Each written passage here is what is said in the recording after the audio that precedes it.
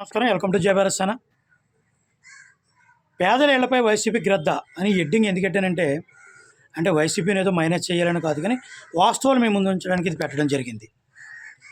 ఈ రాష్ట్రంలో 2019 నుంచి 2024 వరకు వైసీపీ ప్రభుత్వం పరిపాలించిన తర్వాత వాళ్ళు ఇచ్చినటువంటి హామీల్లో ఈ రాష్ట్రంలో పేదలందరికీ దగ్గర దగ్గర 30 లక్షల ఇళ్ళు కడతానని చెప్పి రాష్ట్ర ప్రభుత్వం నుంచి ఒక్క రూపాయి కూడా నిధులు చెల్లించకుండా దగ్గరగా 24 లక్షల ఇళ్ళు కేంద్ర ప్రభుత్వం శాంక్షన్ చేసినప్పటికి కూడా గ్రౌండింగ్ లెవెల్లో 6 లక్షల ఇళ్ళు కట్టడం జరిగింది. దాంతోపాటు దగ్గర 1,50,000 హౌసులు క్యాన్సిల్ అయిపోవడం జరిగింది. అంటే దగ్గర 16 లక్షల ఇళ్ళు పునాది స్థాయిలో కానీ శాంక్షన్ స్థాయిలో కానీ ఉండడం జరిగింది. ఇందులో కూడా ఓన్లీ సెంట్రల్ గవర్నమెంట్ ఇచ్చిన 1,80,000 చిల్లర అమౌంట్నే స్టేట్ గవర్నమెంట్ ఉపయోగించుకుంది తప్ప స్టేట్ గవర్నమెంట్ ఎక్కడ కూడా రూపాయి కూడా పేదలకు ఇచ్చినట్టు లేదు.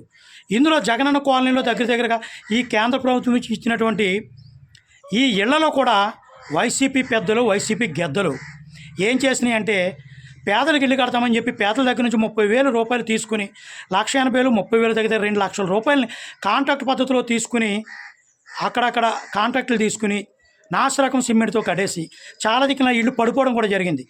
ఇక్కడ స్వతంత్రంగా కట్టుకున్న వాళ్ళు ఇళ్ళే చాలా అందంగా ఉన్నాయి తప్ప మిగతా వైసీపీ గెద్దలు ఎవరైతే కాంట్రాక్ట్ తీసుకున్నారో ఆ గృహాలన్నీ కూడా అగ్గిపెట్టెలా బాత్రూముల్లా నాసిరకంగా కట్టడం జరిగింది. ఈ విధంగా ఒకటి రాష్ట్ర ప్రభుత్వం ఏం చేస్తుందంటే ఎక్కడన్నా ఒక రూపాయి కమిషన్ వస్తుంది అనుకుంటే ఇమీడియట్లీ వైసీపీ గెద్దలు అక్కడ వాలేయడం, దాని మీద కమిషన్లు తీసుకోవడం, పేదల పక్షపాతి అంటూ పేదలకు అందే రూపాయల్లో కూడా కమిషన్లు తీసుకునే విధంగా ఈరోజు వ్యవహరిస్తుందంటే అది ఒకసారి రాష్ట్ర ప్రజలు కూడా గమనించాలి. సీఎం రిలీఫ్ ఫండ్ నుంచి రిలీజ్ అయ్యే 5 లక్షల రూపాయల విషయంలో ఒక లోకల్ స్థాయి నాయకుడు అంటే తీసుకున్నాడు కమిషన్ అడిగాడంటే అనుకోవచ్చు. సత్తెనపల్లి ఎమ్మెల్యే డైరెక్ట్ అంబటి రాంబాబు గారే కమిషన్ అడిగారంటే అది ఇవ్వనన్నారనే డబ్బులు వెనక్కి తీసుకున్న ఉదాంతాలు ఈ రాష్ట్రంలో జరుగుతున్నాయి. అంటే ఒకసారి ప్రజలు విచక్షణతో ఆలోచించి మంచి నిర్ణయం తీసుకోవాలని మనస్ఫూర్తిగా కోరుకున్నాను. జై భీమ్.